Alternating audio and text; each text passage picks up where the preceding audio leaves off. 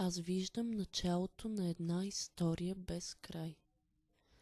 Виждам една нишка, която започва от чашата червено вино, продължава по линията между плочките, напуска стаята, става малко трудно да се проследи, минава по коридора.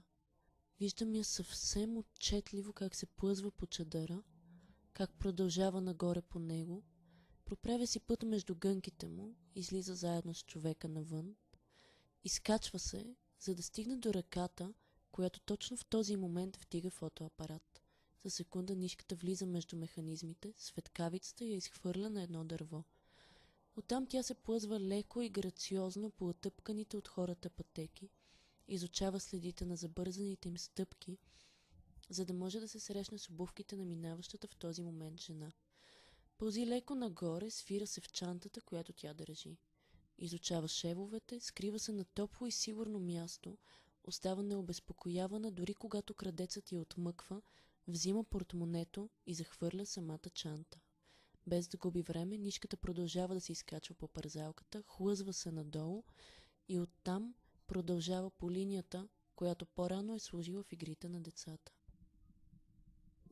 Тръгва по неравния път по кората на дърво и е нужно да се вгледаме внимателно, за да я открием как лъкатуши поклоните, прехвърля се по тях.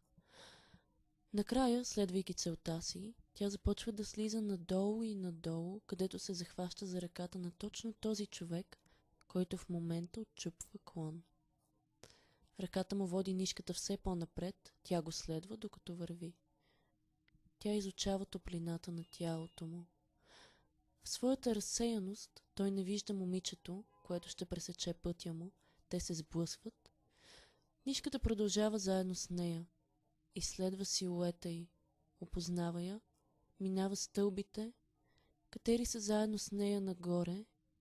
Плъзва се по ръката й, когато тя вижда познатата врата, надолу по крака.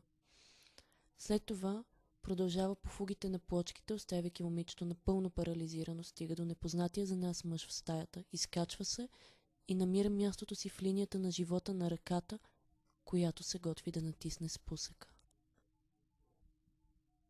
И след това нишката продължава пътя си.